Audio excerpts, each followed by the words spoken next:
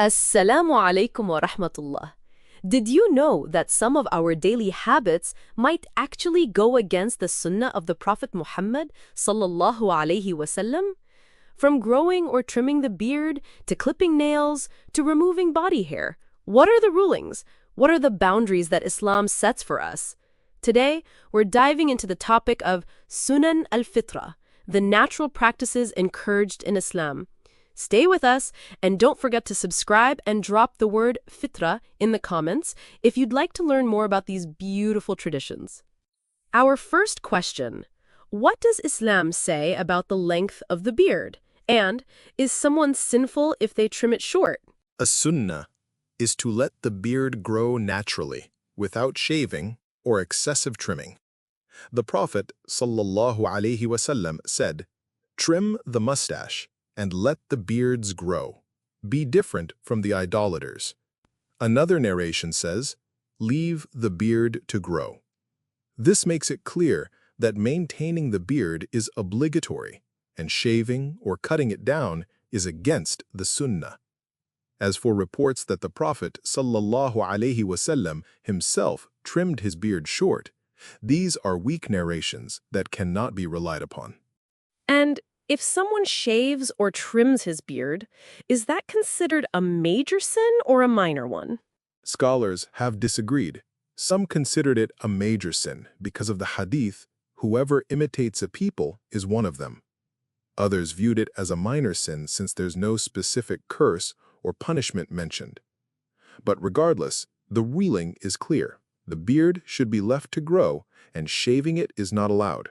Whether major or minor, it remains an act of disobedience. Now, what about nails? Some women ask, if they pray and perform their duties, is it permissible for them to grow their nails long? And does it differ from men? In Islam, both men and women are not allowed to grow their nails long. The Prophet ﷺ set a limit, 40 days. Within this period, nails, armpit hair, and pubic hair should not be left uncut.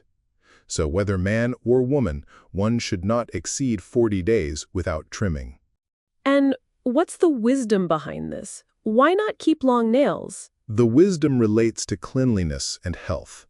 Dirt and bacteria collect under long nails, which can prevent proper purification and even cause illness. Also, it resembles non-Muslim practices that Islam has discouraged us from imitating. There's also a common belief that trimming nails at night is disliked. And is cutting nails on Friday considered a strong sunnah? There's no evidence that cutting nails at night is forbidden. It's a myth with no basis in Islam. As for trimming nails on Friday, some scholars recommended it as part of general grooming for Jummah, but it's not an emphasized sunnah. So, trimming nails is allowed anytime, day or night. Let's move to another question. What about leaving the pubic hair without shaving? Shaving the pubic hair is one of the Sunnah of Fitrah the Prophet ﷺ emphasized. He said, 5 things are part of the natural disposition: circumcision, shaving the pubic hair, trimming the nails, plucking the armpit hair, and trimming the mustache. And what exactly does shaving the pubic hair mean? It means removing the hair around the private parts. Traditionally, it was done with a blade, hence the term istihdad, from hadid, meaning iron. It's a confirmed sunnah and is primarily about cleanliness. Is there a set time frame for this? Yes, the Prophet ﷺ instructed that none of these practices, trimming the nails, shaving the pubic hair, removing armpit hair, should be left for more than 40 days. And how should one remove the pubic hair? The preferred way is shaving, but trimming, plucking, or using hair removal creams are allowed as long as it's safe and modest. Is this ruling the same for both men and women? Yes, the ruling applies equally to both. What's the ideal timing for these practices?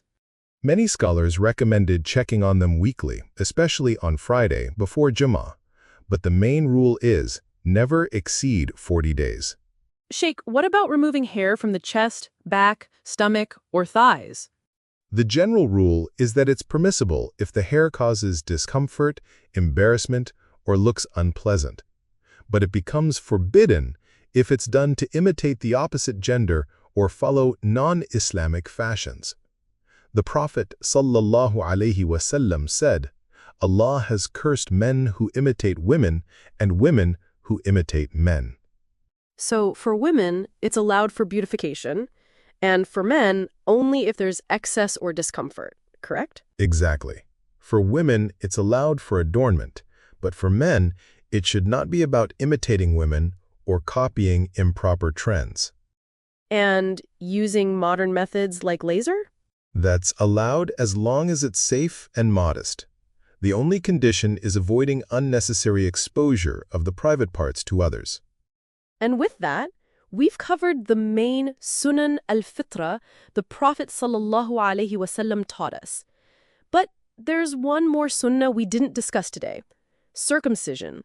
If you'd like us to make a full episode about its rulings and significance in Islam, write the word circumcision in the comments, and we'll prepare a special video, insha'Allah.